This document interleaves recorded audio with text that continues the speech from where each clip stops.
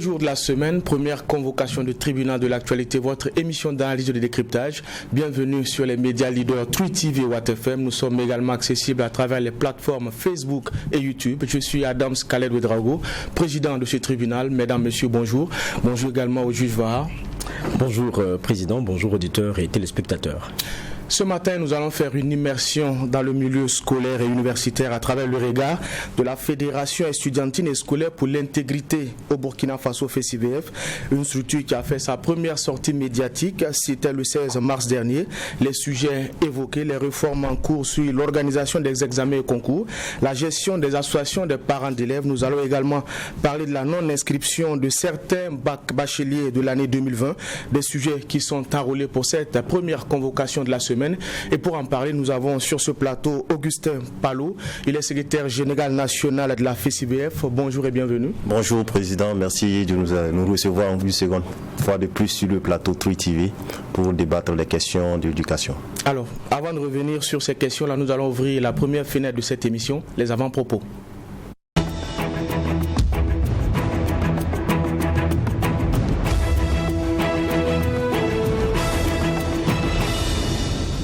Juge Vahar, qu'est-ce qui a retenu votre attention pour cette première convocation de la semaine? Oui, merci Président. Moi, ce qui m'a marqué, c'est l'actualité concernant le Congo-Brazza. On sait qu'ils sont en pleine élection et on apprend qu'il y a l'un des candidats, la personne de Guy Parfait Kolela, qui lui est décédé, je pense à l'âge de 60 ans. C'est dans la nuit de dimanche à lundi. Il était quand même l'un des challengers qui marquait pour ce qui est de cette présidentielle. Regardons évidemment le président sortant, Denis Sassou Nguesso, le tout-puissant, qui cumule déjà 36 ans à la tête de ce pays et qui rébellote, on va dire comme ça, et qui a toutes les chances, on va dire comme ça, de pouvoir se faire réélire. Tant on sait que toutes les machines sont avec lui, il ne s'agit même plus d'une seule machine, celle électorale même ne suffit plus. Donc toutes les machines sont avec lui et c'est sûr qu'il va se faire élire ou les mêmes. Mais c'est dommage pour ce monsieur qui pendant longtemps s'est opposé à Sassou Nguesso et qui aujourd'hui, en pleine campagne, je vous le dis, il avait un dernier meeting à faire, lequel meeting n'a pu être tenu. Et il y a toujours aussi cette dernière vidéo qu'il fait qui touche tout le monde, où il dit clairement qu'il est en train de combattre, il est en train de faire un combat contre la mort. Et puis bon, vous savez, Dame Nature, c'est bien cela, l'épée de Damoclès, elle est sur notre tête. Et le concernant, l'épée est descendue et elle a tranché et monsieur est parti. Donc c'est quelqu'un qui part, on dira aussi les armes à la main, parce qu'il est allé en plein combat, un combat pour le changement, pour ce qui est de ce Congo-Brazza là, c'est ce qu'on pourrait retenir.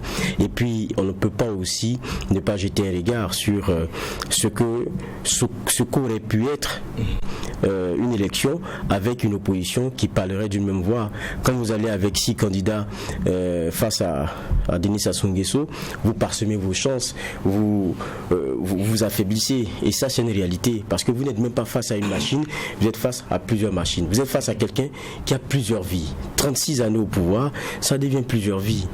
Et quand on regarde pour le Congo-Brazza, ça fait sourire, mais c'est le genre de président qu'on a encore, ce genre de dinosaure qui existe encore, qui pense que il n'y a qu'une seule personne qui puisse être la solution, alors qu'on n'en a jamais une solution.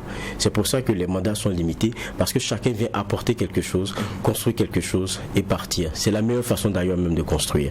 Et c'est la leçon qu'on pourra retenir, espérer que la plupart des opposants ne mourront pas comme ça en regardant le fauteuil ou en espérant des changements, mais plutôt que dans le combat sain, on puisse arriver à un moment donné à avoir, c'est vrai, au niveau de la magistrature suprême, des changements, mais pas que même ceux qui font le jeu politique, les différents acteurs, qu'il y ait aussi ce changement, ce nouveau sang qui revienne, parce que même quelquefois l'opposition qui passe le temps à critiquer, non, le monsieur est au pouvoir depuis combien de temps, demandez-lui ça fait combien de temps il est président de son parti politique, il va se taire. Ça c'est la réalité. Merci pour ce regard sur l'actualité congolaise. Nous allons à présent nous attaquer au sujet enrôlé pour la présente convocation, on le disait tantôt. Le mardi 16 mars dernier, la structure FECIBF, Fédération estudiantine et scolaire pour l'intégrité au Burkina Faso, a échangé avec les hommes de médias. C'était sa première sortie de l'année 2021. Au cours des sujets, on a évoqué la situation des universités au Burkina Faso. Et pour en parler, je l'ai dit, nous avons sur ce plateau Augustin Palo, il est secrétaire général national de la structure. Alors, c'est vrai que la première question, c'est une question de généralité. On le sait, les universités publiques au Burkina Faso connaissent un retard et souvent il y a un chevauchement de l'année académique. Certains pensent que nous avons atteint un point jamais égalé au Burkina Faso. Quel est le point, quelle est la situation selon vous aujourd'hui ? D'accord, merci infiniment aux téléspectateurs de Twitch TV de Watt FM qui nous suivent et qui continuent de suivre la télévision qui éclaire le peuple burkinabé. C'est un plaisir pour nous d'être sur ce plateau-là pour donner nos points de vue sur l'éducation. Il faut dire aujourd'hui, nos universités se portent très mal. Le retard et les chevauchements, comme vous l'aviez dit, n'ont jamais été connus au Burkina Faso. Nous avions des chevauchements avant-hier, si vous avez remarqué au niveau de Bobo Dioulasso, il y a la promotion SB Sciences Biologiques qui a commencé les cours depuis mars 2019. C'est les bacheliers 2018 qui ont commencé les cours depuis mars 2019 et qui sont toujours en attente des résultats de la première année. Et c'est un peu partout comme ça, sur toute l'étendue du territoire national. Ils avaient dit que c'est parce que l'université du Ouagadougou regroupait assez d'étudiants qu'on avait ce problème de retard là. Aujourd'hui, dans toutes les régions du Burkina Faso, nous avons une université ou un centre universitaire qui regroupe des étudiants, mais ces retards-là sont encore constatés dans ces différentes universités-là. Alors, quel diagnostic vous faites aujourd'hui? Est-ce que c'est la difficulté dans la mise en œuvre du système LMD? Évidemment. Comme d'habitude, vous savez, quand le LMD a été adopté dans l'espace sur moi, le Burkina Faso est le premier pays a validé ça en l'année 2008. Les autres pays sont rentrés après expérience. Eux, ça va. Mais le Burkina Faso, vraiment, on n'arrive pas à s'en sortir. Par moment, on dit que c'est parce qu'il y a plus de 10 000 ou 5 000 étudiants dans des promotions qu'on a ce retard-là. Mais vous allez trouver des promotions de master où il y a 3 ou 4 étudiants qui sont encore dans ce retard-là. Dans les différentes petites universités, comme l'université des Ignarés, comme ça, où la promotion 2018 sont encore en train de chercher et de finir la première année. Donc, ce n'est pas le nombre pléthorique des étudiants dans les amphithéâtres qui augmente le retard, mais c'est plutôt la non-maîtrise et l'application réelle du système LMD qui n'a rien à voir avec les réalités de notre pays. D'accord. Juge Va. Moi, j'aurais peut-être une question de généralité. Je me rappelle que vous étiez sorti, pour ce qui est quand même récent et ce qui me revient comme ça à la tête, c'était mi-2020. On était toujours dans la période des crimes qu'on avait relativement au Covid-19, mais vous aviez accepté de faire une grève de 48 heures, c'est ce que vous annonciez. C'était sur les questions des inscriptions. Et puis, vous disiez qu'on était en train de vous faire un peu de surfacturation et tout. Qu'est-ce que c'est devenu par après? Parce que là-dessus, vous ne vouliez pas transiger. Hein? Oui, sur la question, nous sommes toujours en débat avec le ministère de l'Enseignement supérieur. Il faut dire que les tests disent que les inscriptions sur les différentes universités sont à 15 000 francs. Et on a vu la venue du Campus Faso. Voilà, qui est une plateforme qui est mise en ligne pour permettre aux nouveaux bacheliers de s'orienter sur cette plateforme-là pour avoir accès dans nos différentes universités publiques. Ensuite de cela, il y a eu EcoBank qui est aussi en partenariat avec... Oui, je préfère qu'on ne cite pas trop les... Voilà. Ok, qui est en partenariat aussi avec l'université et qui permet aussi pour les orientations, pour les paiements des frais d'inscription. Et là-bas, c'est 1 000 francs qu'il y a eu comme surfacturation. Au niveau des inscriptions, on va à 16 500 francs. Nous avons demandé au ministère de l'Enseignement supérieur. Vous avez dit que pour les inscriptions, ça, on va faire à 16 500 francs, mais pour les réinscriptions, les étudiants doivent payer 15 000 francs. Nous avons mené le combat. Pour ce qui concerne les réinscriptions sur la plateforme EcoBank, aujourd'hui nous sommes à 15 000 francs. Parce que là, ils sont revenus après la manifestation, ils ont reconnu que la FECIBF a eu raison de poser ce problème-là. Ils sont à 15 000 francs pour les réinscriptions au niveau de EcoBank. Mais avec Campus Faso, ça continue toujours à 16 500 francs pour les inscriptions. Donc le débat continue pour qu'on puisse avoir... Je veux savoir, comme vous avez commencé par nommer, moi, c'est pas le principe de ne pas dire le nom, mais c'est que vous passez à la comptabilité. C'est pour ça que je passais une communication, quoi qu'on dise. Mais je veux dire, les arrangements se sont faits avec qui? Avec la banque ou bien avec les autorités académiques? Nous, on ne peut pas rentrer dans ce détail-là puisque c'est le ministère de l'Enseignement supérieur qui est entré en partenariat avec les banques. Voilà, nous, on n'a pas contact direct avec les banques. Voilà, donc c'est eux. Après, nous, quand on voit qu'il y a un problème, nous revendiquons. Et c'est à l'enseignement supérieur de trouver des solutions à ces problèmes-là. Ce qui est logique. Voilà, donc peut-être qu'ils ont trouvé un arrangement, ou bien peut-être qu'ils ont trouvé que c'était de trop et il faut revoir le partenariat avec les deux structures.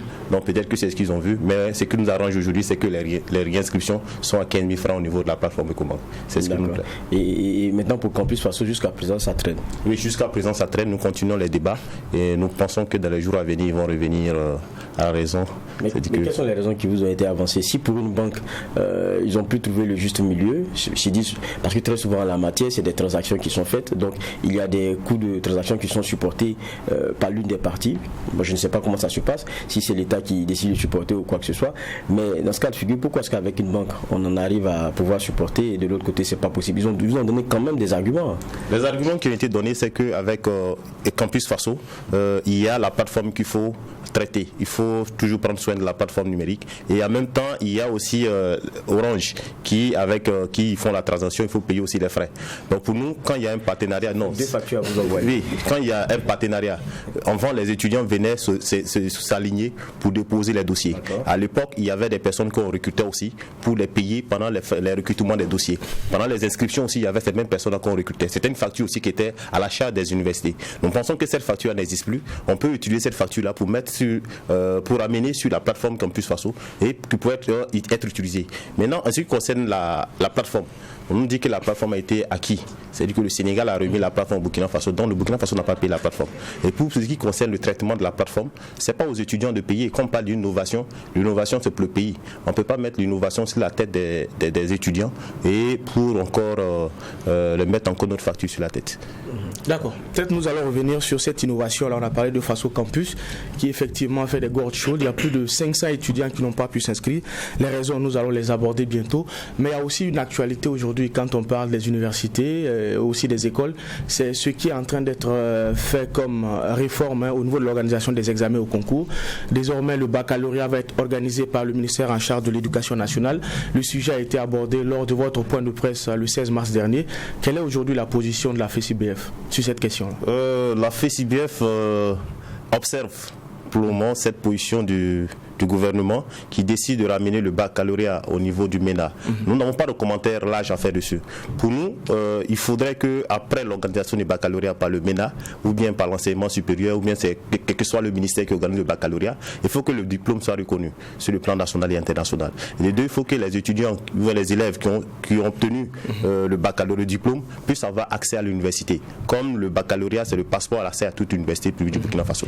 Il faudrait que ces conditions soient réunies et qu'on trouve tous les moyens pour permettre à ces étudiants, à ces élèves d'avoir accès, de faciliter l'organisation des examens pour ne pas qu'après ça qu'on trouve des difficultés. Alors ces inquiétudes ont été levées lors de la sortie des deux ministères concernés par la question. Alors donc ça veut dire que la question est derrière nous, il n'y a plus de polémique? Il y a des polémiques parce que vous avez vu avec les concours, la fonction publique, où le gouvernement a fait sortir un décret pour dire que à partir de cet instant-là, les concours niveau maîtrise reviennent au concours niveau licence, c'est-à-dire que tous ceux qui ont la maîtrise peuvent participer à la licence LMD, peuvent participer au concours au même titre que ceux qui ont la maîtrise du système classique. Mais le constat est clair, sur le terrain, ça n'a pas été appliqué en ce qui concerne les concours de la magistrature. Donc, avec ce problème du baccalauréat, nous posons la question, puisqu'ils ont dit qu'ils sont en train de maintenant formaliser les tests. Est-ce qu'il n'y aura pas de difficultés dans la rédaction des tests? Nous savons très bien qu'une loi au-dessus d'un décret. Donc, comment il faut faire pour ramener les choses à la normale, pour ne pas que sur le terrain, nous rencontrons une difficulté? D'accord. Juge Va, peut-être sur la question. Oui, sur la question, c'est vrai qu'il y a le débat de l'accès à l'université, mais là, il y a un autre débat de fond que certains posaient, c'est le diplôme comme étant celui qui sanctionne une fin de cycle ou bien un premier diplôme universitaire. Vous avez eu ce bac aussi, vous êtes étudiant. Quand vous regardez cette bagarre de chiffonnier sur des aspects peut-être sémantiques ou de fond, qu'est-ce que ça vous inspire? C'est que ça nous explique beaucoup de choses, hein. Parce que dans le même Burkina Faso, vous voyez qu'il y a des bacs français, il y a des bacs américains, il y a des bacs burkinabés. Voilà, il y a chaque lundi, ouais, aujourd'hui vous sortez, vous partez vers les ministères, vers le rond-point des Nations Unies. Vous allez voir des véhicules qui sont garés, qui sont pour des enfants pour faire des écoles, qui sont à l'achat de, qu'on appelle ça, du bac français. Ces enfants ont fait le bac français. Les autres, ceux qui sont au lycée Philippe Zenda Kabouré, font un bac burkinabé. Sur ce fond, moi j'ai eu un bac où sur mon diplôme, c'est signé ministère de l'enseignement supérieur qui a pris en charge. Nos petits frères qui vont venir après, en 2022, on nous dit que c'est le MENA. Est-ce que sur l'université, il n'y aura pas de problème? Est-ce que pour la question que nous posons, ceux qui auront le bac au Burkina Faso, qui décideront d'aller en France, peut-être pour aller poursuivre les études, est-ce qu'ils n'auront pas de problème? Parce que dans l'histoire, le bac est venu, c'est la France qui a mis son bac en place. Et tous les pays francophones ont décidé d'emprunter ce chemin-là, d'accès qu'on appelle, pour avoir accès à l'université, il faut avoir le bac. Raison pour laquelle l'enseignement supérieur est comment on appelle ça, la cheville ouvrière de ce bac-là, parce que ce sont eux qui portent les signatures. Quand Napoléon a mené son bac, il n'a pas dit que c'est le MENA qui organisait. Bon, mais vous dites que c'est un bac burkinabé, donc on tropicalise aussi quelquefois à un moment donné de son histoire pour s'approprier nos réalités. Bon, un bac burkinabé, c'est maintenant on nous dit que c'est un bac burkinabé. Ah, donc vous pensez que c'était un bac français? Mais depuis, puisque le bac même n'est pas d'origine burkinabé, le bac est d'origine française. J'ai dit, vous parliez du bac, le bac il est burkinabé, là, le ministère qui signe là-dessus, c'est pas le ministère français. Oui, mais c'est parce que ça vient directement par le pays qui nous a colonisé. Donc nous, on pense que c'est toujours le bac français. Maintenant, si le Burkina Faso décide d'organiser son propre bac et qu'on va appeler maintenant un bac burkinabé, c'est une fierté nationale. Voilà, nous, on n'a pas de problème dessus. Mais ce sont les préalables que nous avons posés. Celui qui obtient son bac, il faut qu'il ait accès à l'université sans condition. D'accord, mais sur la question, comme on l'a dit, c'est une question qui a plusieurs enjeux. Mais on a comme l'impression que la FECIBF a peur de prendre position là-dessus. Vous attendez de voir pourquoi cette position-là. Non, dans nos conférences de presse, nous avons clairement dit au ministère de l'Éducation nationale et de l'Enseignement supérieur de donner plus de précisions sur l'organisation du bac au MENA. Ce qui a été fait. Voilà, nous avons donné plus de précisions parce qu'avant la conférence de presse, il n'y avait pas de communication dessus. Ce sont des choses que nous avons vues sur les réseaux sociaux. Après le décret du 1er février 2021, il n'y avait plus de communication. Nous avons tenté de rencontrer les autorités universitaires et du MENA, nous avons rencontré le ministre de l'Éducation nationale, poser le problème. Il nous a dit que bon, pour le moment, c'est le programme du président du FASO qui sont en train de mettre en œuvre. Nous avons rencontré l'office du baccalauréat qui dit qu'ils n'ont pas encore reçu d'informations. Pour le moment, ils ont vu l'information sur les réseaux sociaux comme nous. Pour nous, en même temps, il y a un problème. Pourquoi l'office du baccalauréat qui a l'habitude d'organiser le bac, il y a un problème sensible comme ça qui est sur les réseaux sociaux et un décret gouvernemental qui est déjà mis en place et qu'on nous dit qu'on n'est pas informé. Il est important qu'on attire l'attention de l'opinion publique et nationale sur cette question-là pour qu'ils puissent donner une bonne explication au ensemble de Burkinabé. Oui. Je crois que le débat aussi il est très intéressant parce que quand on a vu les justificatifs qui ont été donnés, ils nous disent que ça tient lieu d'une promesse de campagne. Donc ça veut dire que ça s'inscrit dans une vision que le président du Faso, alors candidat, avait eu. Et vous savez, on est élu sur la base de ce qu'on propose au Burkinabé. Et ce qui est intéressant, c'est que à chacune des parties qui pensent être le porte-voix ou le défenseur d'un groupe, d'aller regarder de façon transversale dans ce qui est proposé qui vous concerne, ce que vous pouvez avoir comme sentiment là-dessus. Est-ce que vous-même avez été... vous êtes intéressé dans les différents programmes des candidats en son temps, ce que chacun proposait pour les étudiants que vous êtes, ou qui pourrait impacter même vos luttes? Évidemment. Est-ce que vous aviez vu ça? Oui, nous avons mené le débat parce que là, vous savez qu'un programme présidentiel, il y a plein de candidats. Ici, sur ce plateau, on ne peut pas dire qui j'ai voté. Aucun de mes éléments aussi ne dira qui l'a voté. Maintenant, le débat s'est mené sur le programme des candidats. Nous avons vu ce point. Les questions étaient posées. Comment on ne savait pas qui allait être président, qui allait être élu? Est-ce qu'on pouvait déjà commencer à manifester contre un programme d'un candidat? C'est un programme. Et il faut dire aussi, sur un programme, on ne peut pas être d'accord avec tous les points du programme. Il y a des points qui peuvent vous satisfaire, qui peuvent vous plaire, mais il y a des points aussi qui peuvent ne pas vous plaire.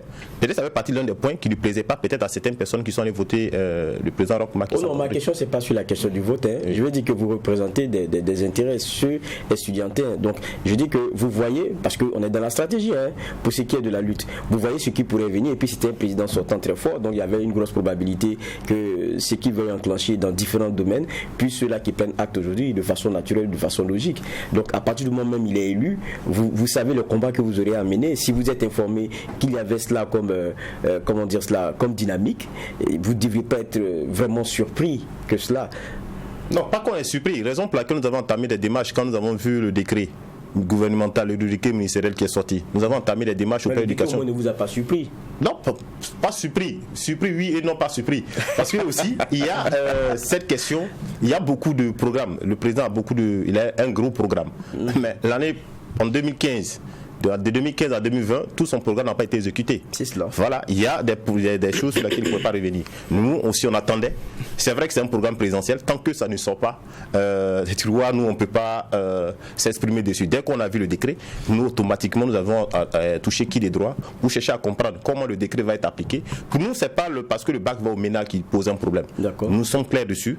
Même si c'est le ministère de l'Environnement et de la Culture qui organise le bac, ça ne nous dérange pas. L'essentiel est que le diplôme soit reconnu. Et ceux qui auront ce bac-là puissent avoir accès à l'université.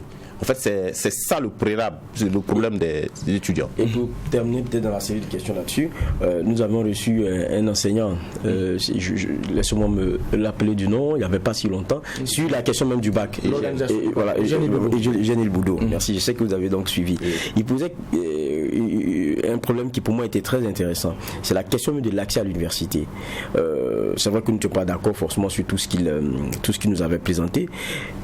Pour lui, il y a un problème que le bac de facto donne accès à l'université. Pour lui, il devrait y avoir encore la volonté exprimée du bachelier d'aller à l'université et puis une sélection voulue par le cadre qui accueille de prendre les meilleurs ou les profils qui leur convient et que ce ne soit pas une continuité par défaut ou qu'on ait l'impression que bon on va à l'université en attendant de trouver une autre solution pour soi. Mais c'est que Eugène a dit sur ce plateau, je pense que c'est ce qui se fait. Après l'obtention de ton bac, pour être orienté en faculté de médecine, on regarde ta moyenne. Pour être orienté en économie, on regarde ta moyenne. Pour être orienté en droit, on regarde ta moyenne. On regarde quel type de bac tu as obtenu. Il y a certains qui décident de ne pas venir au campus, qui vont s'inscrire dans les universités. Il y a une sélection de fait. Oui, il y a une sélection de fait. Déjà, c'est déjà fait. Donc, ce que le Boudot a dit, ça se passe généralement dans les universités. Maintenant, peut-être ce qu'il a oublié, il n'a pas dans l'origine du bac. Pourquoi le bac est venu ?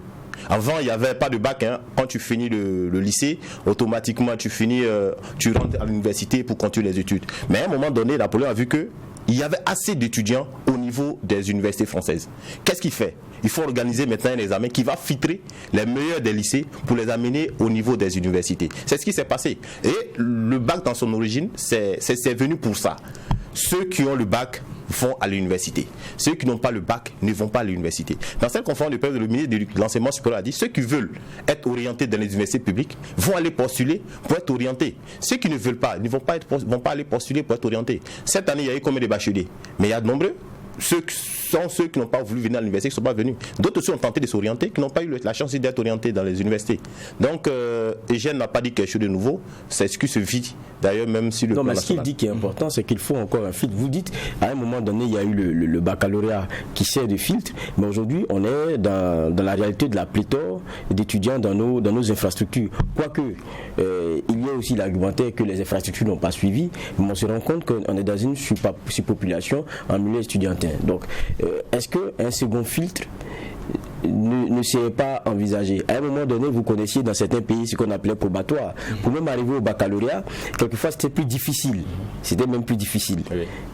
En fait, quand vous parlez que le nombre pléthorique d'étudiants, je me pose des questions. Est-ce que nous sommes un pays en voie de développement ? Parce qu'au Burkina Faso, nous sommes à plus de 21 millions d'habitants. Pour une population qui estime à plus de 21 millions, nous avons moins de 100 000 étudiants qui vont à l'université. Au Burkina Faso, la dernière fois, les calculs étaient faits, on parle de 100 000 étudiants. Une population qui estime à plus de 21 millions, il y a 100 000 étudiants. On doit se poser le problème, les questions de quel pays on parle, de quel développement on parle. Normalement, on devait avoir 5 ou 8 millions d'habitants, qu'on appelle ça, de la population, qui vont au moins à l'université, qui sont étudiants. Mais alors qu'on parle de développement, qu'on a 100 000, on doit se poser vraiment des questions. C'est vrai qu'il y a des questions des infrastructures, mais quand on prend l'université Joseph Kizerbo, on a combien de filières? Quand on prend l'université Thomas Sankara, on a combien de filières? L'université de Bobo. Aujourd'hui, dans toutes les régions, sont créées des universités, mais c'est des universités sans bâtiment. C'est des salles qu'ils vont louer pour des étudiants. À Banfora, par exemple, les gens vont louer des salles pour que les étudiants prennent des cours. À l'université à Bobo du Lasso, c'est pareil. Partout au Burkina, on loue des salles pour permettre aux étudiants de suivre des cours. Alors qu'on pouvait suivre avec, comment on appelle ça, le fait qu'on est en train de déployer les universités dans les autres régions, en même temps construire des salles des universités. Il y a manque d'enseignants aujourd'hui. Ça ne vous étonne pas, puisque le ministre même a dit à cette conférence de presse là, il y a des filières où il n'y a pas d'enseignants. Quand il lance le recrutement, il n'y a personne qui postule. Mais il y a un problème. C'est toutes ces questions qu'il faut chercher à résoudre. Tant qu'on ne recrute pas les étudiants au niveau des universités, c'est sûr qu'on aura toujours, à un moment donné, on n'aura plus d'enseignants dans nos différentes filières que nous avions aujourd'hui. Non, mais quand on regarde le nombre d'étudiants qu'on a aujourd'hui, je suis désolé, si à la fin vous dites il faut encore plus d'étudiants pour qu'on ait des enseignants après, je ne pense pas que ce soit ça le problème. On a un nombre d'étudiants assez conséquent aujourd'hui dans notre université. Allez-y, vous voyez comment en première année, dans les différentes facultés, c'est difficile même d'avoir une place. J'ai dit, il y a la question des infrastructures qui ne suit pas. Maintenant, quand on parle souvent de la question de surpopulation, c'est une question d'effectifs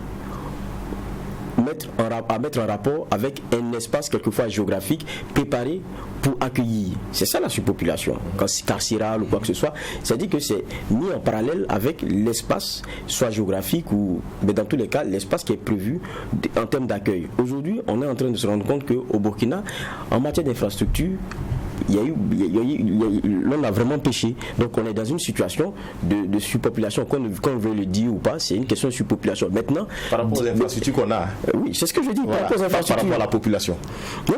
Non, c'est pour ça que je dis, c'est à ramener à ce que vous avez comme espace prévu pour accueillir. Sinon, si c'est ratio au nombre de population, je pense que vous allez aller dans chacun des pays, c'est disparate. C'est quelque chose de disparate. Donc, ça, c'est pas ça pour moi le problème. Mais quoi qu'il en soit, c'est pas forcément ça le débat. Mais quand vous parlez de la question des enseignants, je dis c'est pas avoir plus d'étudiants aujourd'hui qui va nous garantir d'avoir des enseignants. Peut-être aussi que la chose universitaire et la façon dont les choses sont en train d'être menées, ça fait que même les puristes du domaine ou ceux qui arrivent à un certain niveau ne sont plus intéressés peut-être par la paye ou par le contexte dans lequel ils vont travailler. Ça fait une démotivation et vous avez des cerveaux qui vont ailleurs. Donc c'est pas forcément une question de formation et avoir des gens après, c'est avoir peut-être un contexte et un écosystème sur lequel il faut repenser de façon profonde et qui soit attractif même pour celui qui est arrivé à un certain niveau puisse avoir envie de venir enseigner à l'université. Il y a beaucoup qui sont là et qui n'ont plus envie de venir à l'université pour enseigner au regard de beaucoup de choses. En même temps, il y a nombreux qui sont là aussi qui veulent venir enseigner à l'université qui n'ont pas aussi cette chance-là.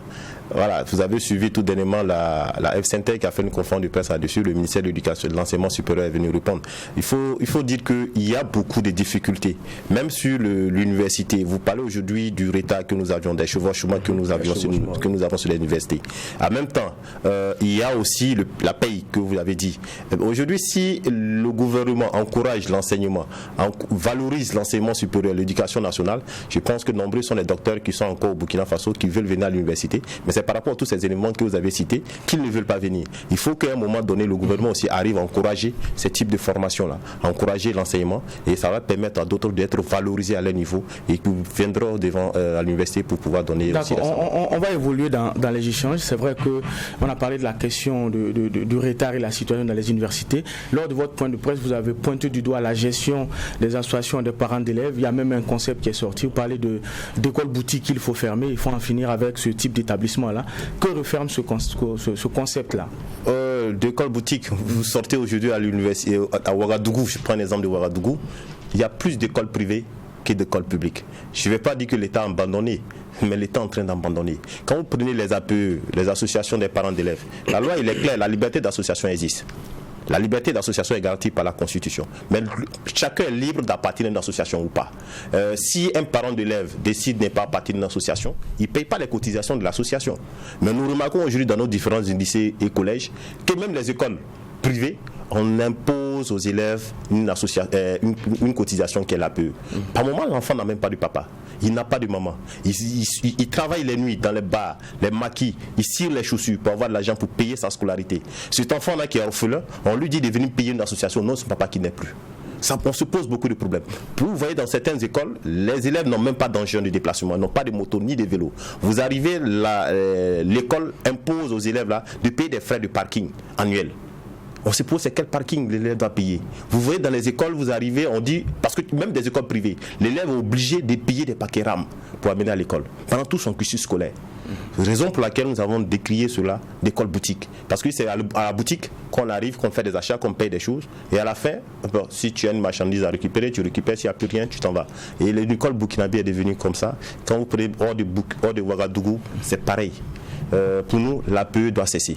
Un parent qui n'appartient pas à une association doit forcément, on ne doit pas forcer, obliger un enfant à payer au nom de cette association. Vous allez trouver des APE où le président de l'APE n'a même pas d'enfant dans l'école. Il est président, ça fait 30 ans. Il est président d'APE de la même école. Et le proviseur, il est là, il le suit. Nous avons entamé des démarches sur cette question. On a rencontré le ministère de l'Éducation nationale qui a fait sortir une note qui interpellait tous les proviseurs des lycées. Aucun élève ne pouvait être mis dehors parce qu'il n'a pas payé l'APE. Mais cette note aujourd'hui, ce n'est pas les parents d'APE qui sont dans les écoles qui récupèrent maintenant les frais d'APE, mais c'est l'économe de l'école, en complicité avec le proviseur de l'école qui récupère cette somme-là, qu'il en faut quoi avec, on ne sait pas. Vous avez vu, l'année surpassée, vous avez vu un lycée, comme le lycée Bordeaux, on nous présente une fenêtre qui a été réparée à une hauteur de 300 000 francs. Réellement, ce sont des difficultés que les élèves vivent, que par moment il faut en finir avec. Alors, au-delà de la dénonciation, qu'est-ce que la FECIBF fait? La FECIBF entame toujours des manifestations dessus, nous entamons toujours des démarches. Tout dernièrement, vous avez vu au lycée LTN, où les élèves ont déposé les plateformes revendicatives que le proviseur a trouvé légitimes, mais qui a décidé de ne pas rencontrer les élèves. Il a décidé de ne pas discuter les élèves. Après manifestation, après il les rappelle, il fait sortir une note pour leur faire comprendre que l'école n'a pas assez d'argent pour s'occuper des devoirs. C'est des raisons pour lesquelles il demande aux élèves d'amener toujours des paquets RAM. Un paquet RAM fait 500 feuilles. Pour un élève qui doit amener un paquet de RAM de 500 feuilles, je ne pense pas que l'élève fait au moins 100 devoirs dans l'année. Et les 400 autres feuilles, qu'est-ce qu'on en fait avec? Même les frais de parking.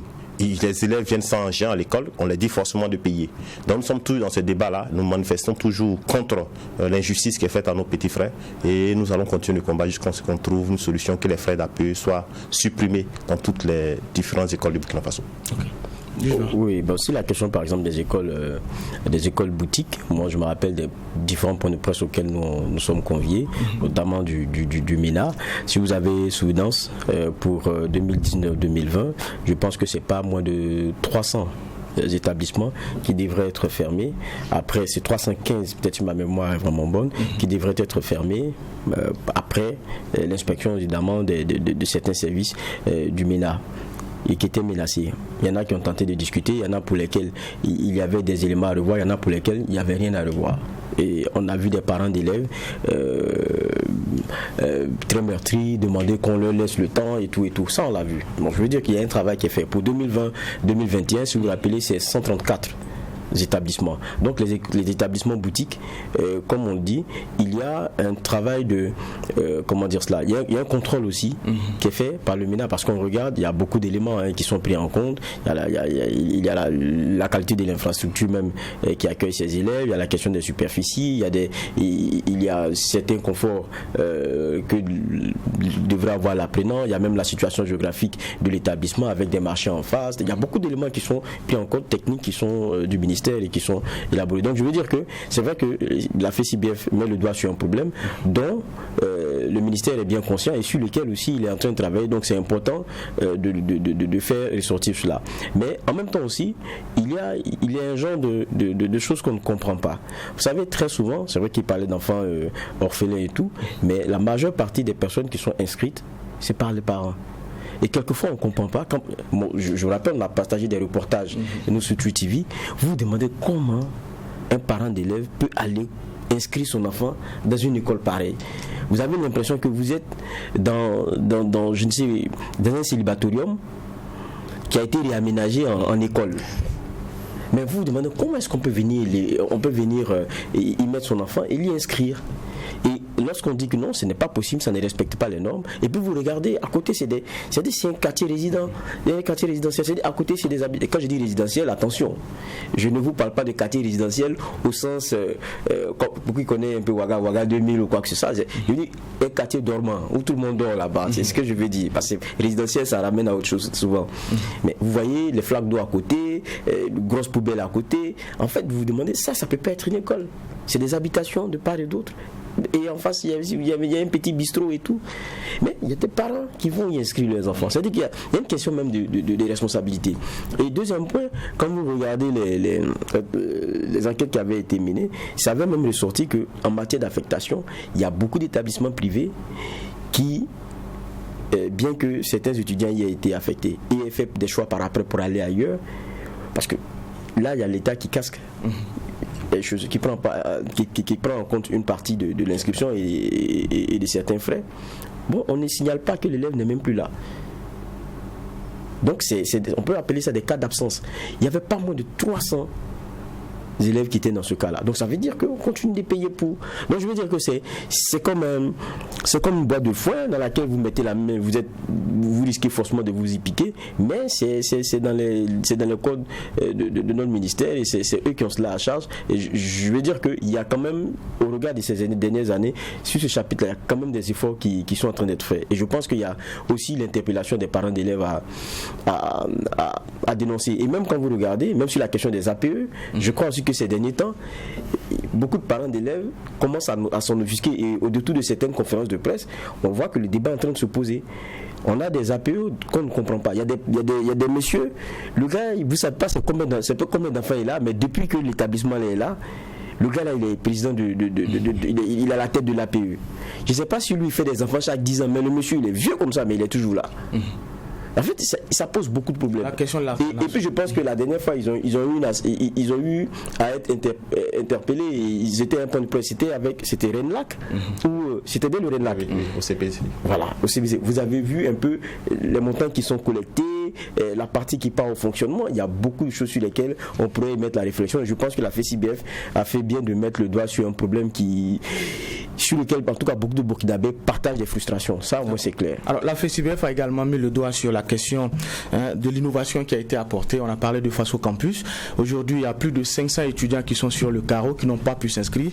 Des raisons sont avancées. Ces étudiants-là, aujourd'hui, sur décision du ministre en charge des enseignements supérieurs, sont exclus. Alors, sur la question, il y a beaucoup de débats. Certains parlent de non-maîtrise de la plateforme. On évoque aussi des cas de fraude. Aujourd'hui, au niveau de la FECIBF, vous estimez qu'il faut revoir les choses. Finalement, c'est quoi le fond du problème? Bon, déjà, il faut comprendre que depuis 2018, il y a une plateforme maintenant qui est mise en place pour permettre aux étudiants d'être orientés en ligne, de s'inscrire et de s'orienter en ligne. En 2018, il y avait déjà des difficultés et par moment, on a demandé qu'on ajoutait des vidéos ou bien des messages qui allaient expliquer aux étudiants comment faire son choix sur la plateforme. Au départ, c'était plus de 30 choix que l'étudiant devait faire. Maintenant, nous sommes à 16, à 12 plutôt, ce qui est intéressant. Sur cela, il y a les bacheliers nationaux, il y a les bacheliers de la diaspora. Les bacheliers nationaux, dès qu'ils finissent le bac, comme c'est l'office de baccalauréat qui organise le baccalauréat, immédiatement, ils transfèrent sur la plateforme les bacheliers, les candidats qui ont obtenu le bac sur Campus Faso directement. Donc, automatiquement, quand l'étudiant va pour faire son choix, il n'a pas assez de difficultés. En ce qui concerne les bacheliers de la diaspora, puisque ce n'est pas l'office de baccalauréat qui organise, il faut maintenant que l'étudiant même parte, l'élève même parte se renseigner sur la plateforme pour être orienté.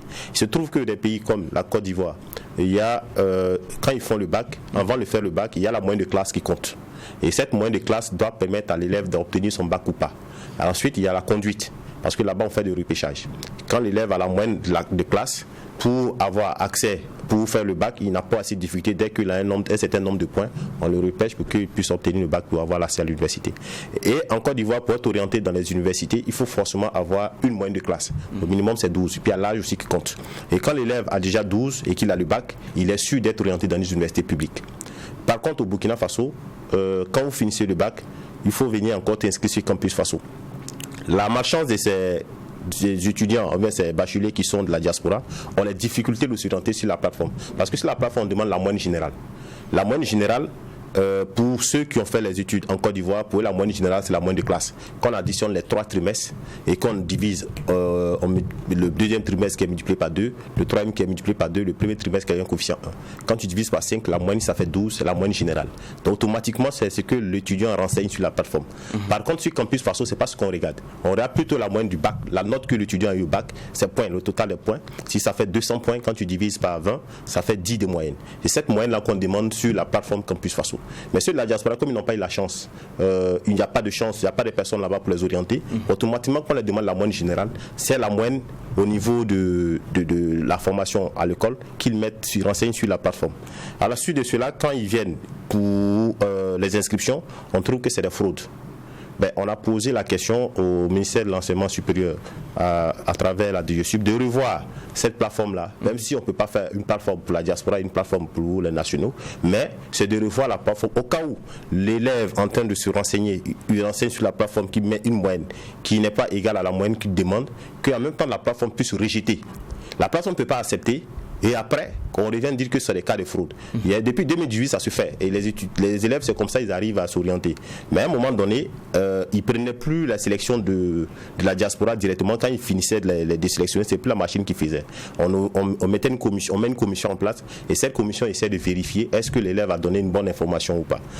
Il y a des élèves, des étudiants qui sont dans ce cas. Mais il y a nombreux aussi qui ont donné de bonnes informations qui malheureusement n'ont pas été orientés dans ces universités publiques. Bon, nous avons approché le ministère de l'Enseignement supérieur pour qu'on trouve une solution à ce problème-là. Il y a eu 3 sessions. Il y a la première session, c'est la bachelier nationaux qui était en courant en septembre, qui ont pu s'orienter. Il y a une deuxième session qui était pour les bacheliers nationaux et la diaspora qui sont orientés en octobre. Une dernière session qui a eu lieu en novembre. Et cette session-là, les bacheliers et la diaspora n'ont pas eu la chance de postuler encore pour l'orientation. Donc ils ont eu seulement que 2 chances. Nous avons demandé au ministère de l'Enseignement de trouver une dernière chance pour ces élèves-là, pour qu'ils puissent postuler pour être orientés. Plus de 500 bacheliers, pour nous c'est de trop. Alors, vous parlez de 2 chances. C'est vrai que pour la première tentative, on peut peut-être mettre dans la balance l'incompréhension, la non-maîtrise du logiciel, mais quand on y va pour la deuxième fois et qu'on enseigne des notes qui ne correspondent pas à la réalité, est-ce que le ministère n'est pas dans son droit de douter de la bonne foi de ces étudiants-là? Président, je suis avec un ami qu'on a fréquenté dans le même lycée. Nous avons eu le bac ensemble. Nous postulons pour la même filière peut-être. Nous donnons les mêmes informations sur la plateforme. Pour lui accepter, pour moi, a été refusé. Peut-être que je peux pas me dire automatiquement que c'est la moyenne qui pose problème. Automatiquement, je me dis que puisqu'on ne te dit pas automatiquement que c'est rejeté. C'est la prochaine, quand ça sort, que tu trouves que tu n'es pas orienté, que tu tentes encore une seconde chance. Mais on ne dit pas pourquoi ça a été rejeté. La plateforme est capable de dire que votre document a été rejeté parce que vous avez donné des fausses informations. La plateforme ne dit pas ça. On demande à l'étudiant encore de revenir postuler encore pour une nouvelle fois. Mais il revient, il postule, il se dit c'est que l'information qu'il avait donnée c'est vrai parce que pour son ami ou son collègue, c'est passé. Donc c'est cette difficulté avec nous. Il faudrait, on nous dit qu'il y a des informations qui sont mises dessus, mais cette information ne dit pas à l'élève comment il faut calculer la moyenne du baccalauréat. Et quand on parle de fraude, 500 bacheliers qui fraudent en même temps, il y a des questions à se poser. Pourquoi depuis 2018 il n'y a pas eu ça? 2019. En fait, même malgré ça, il y a des étudiants au niveau de médecine qui en 2018 qui ont donné ces mêmes informations. Mais après, on a vu qu'ils étaient interpellés par la DAOI pour des fausses informations. Mais quand vous regardez quand l'élève calcule sa moyenne du baccalauréat, ça fait vraiment 12 ou 13 de moyenne. Donc c'est ce qu'il a renseigné. Par contre, ici, que tu aies 8 de moyenne en classe, que tu obtiens le bac avec 300 points, automatiquement on considère que tu as eu une bonne moyenne au baccalauréat ou on t'oriente en médecine directement, sans compter la moyenne de classe qui ne compte pas. En fait, c'est la difficulté pour la diaspora. Donc on demande de revoir un peu la plateforme pour guider un peu les étudiants sur les orientations. Oui, c'est vrai. Quand on regarde aussi le nombre, en tout cas, ça laisse penser qu'il y a quand même un travail communicationnel à faire sur la question du remplissage de la plateforme. Nous, là-dessus, on avait initié un reportage et on avait pu rencontrer d'ailleurs ceux qui ont cela à charge et qui ont expliqué même d'ailleurs avoir pris langue notamment avec les étudiants et qu'ils comprenaient que peut-être que pour certains, il y a eu une méprise. Mais pour beaucoup aussi, il faut reconnaître qu'il y a des cas, il y a des précédents qui oblige aussi des fois l'administration à être prudente. Vous vous rappelez que le ministre Maïga, lors du point de presse passé, a dit quoi? Qu'en 2018, ils sont retrouvés dans des cas où des étudiants avaient donné des informations qui étaient fausses. Et sur la base de ces informations, ayant gonflé des moyennes, ont pu accéder à la faculté de médecine, ont commencé les cours et étaient même déjà assez avancés. Et lorsqu'ils ont pu avoir accès aux données des pays voisins, ils se sont rendus compte que ces personnes-là ont fraudé. Elles ont été renvoyées. Donc quand c'est comme ça, je pense que chat chaudé craint l'eau froide, c'est un peu la réalité. Donc on est un peu plus regardant sur un certain nombre d'éléments. Et là, cette fois-ci, il y a la réalité aussi que le nombre permet de se dire il y a eu peut-être de véritables complications à remplir les éléments. Mais il y a une autre explication que le ministre donne.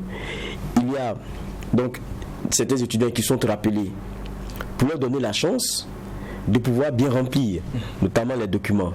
Et là encore, on se retrouve dans des cas où des personnes ont renseigné comme elles voulaient. Je pense que c'est ce dans quoi nous sommes aujourd'hui. Et le ministre dit, par après, il a demandé qu'on lui fournisse la liste des personnes qui sont convaincues d'avoir tout fait de bonne foi. Et il dit sur la liste qui lui a été transmise, il y a seulement 2 pour lesquels il n'y avait pas de problème et dont il a permis l'inscription. Pour le reste, alors, à part les 2, je pense que vous avez plus ou moins aussi le dossier, vous êtes avec ces étudiants-là.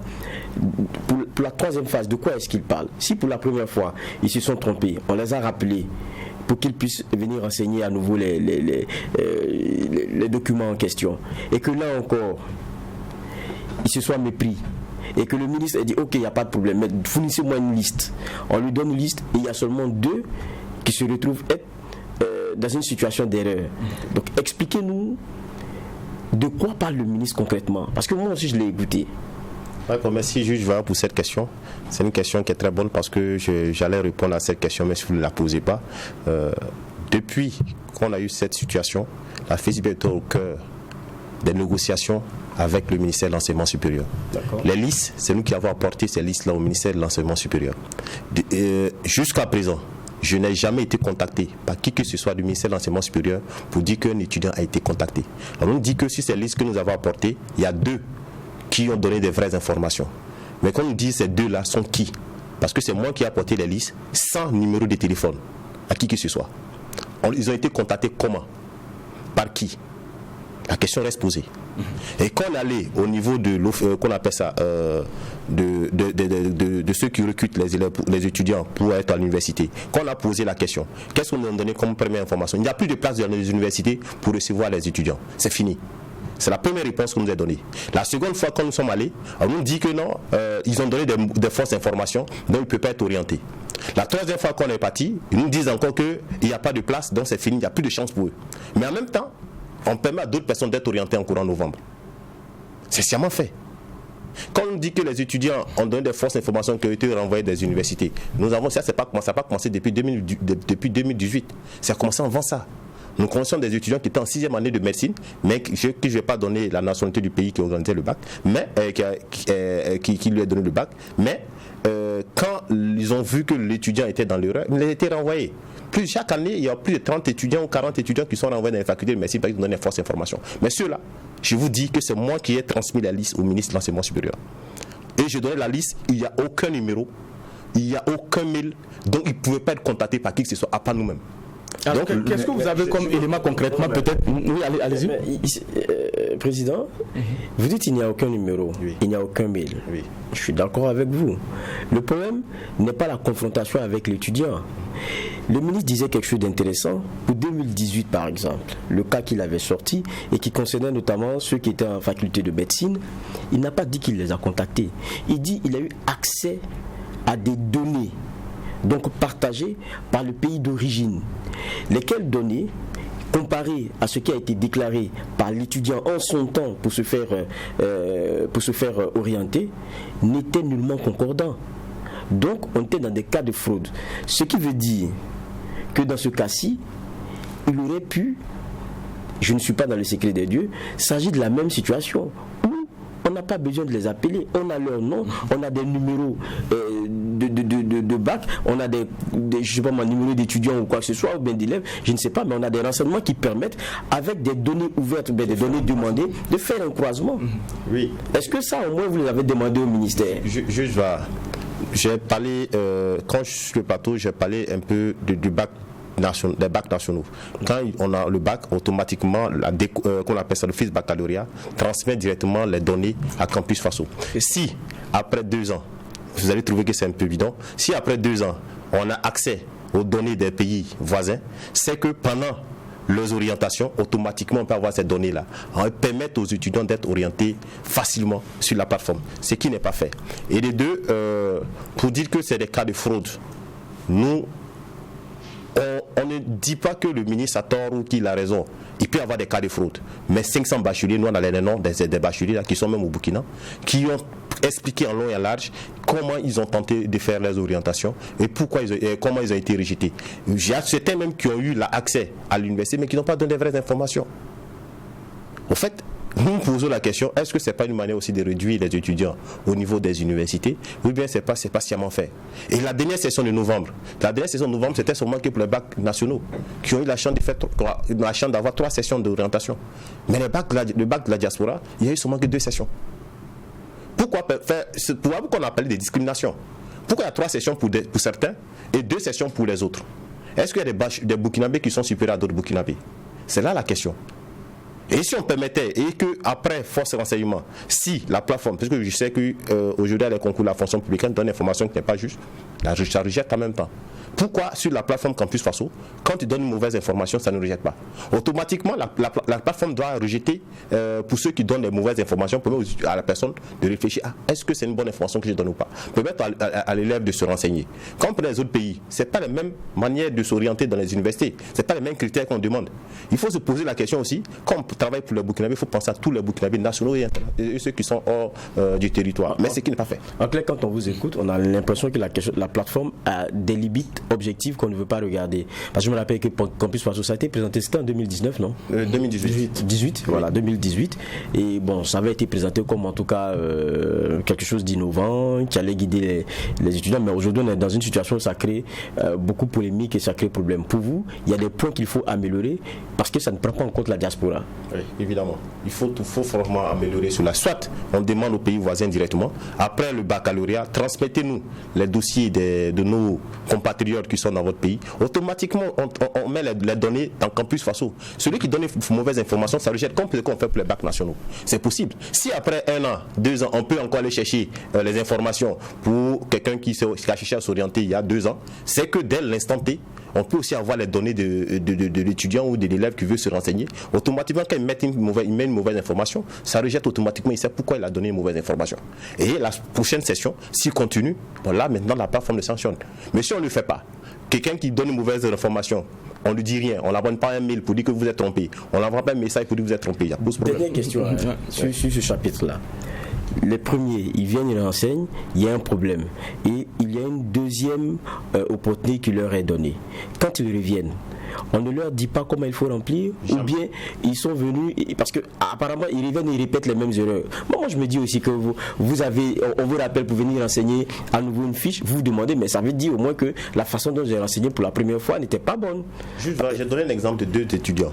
2 élèves qui ont eu le bac dans le même centre et qui ont donné les mêmes informations. Un a été orienté et l'autre n'a pas été retenu. Pourquoi lui Vous dites qu'il y en a qui ont donné la moyenne de classe. Oui, et qui ont été retenus. Pourquoi l'autre n'a pas été retenu? Automatiquement, je me dis que c'est parce que je n'ai pas eu la chance d'être orienté dans la filière que je demandais.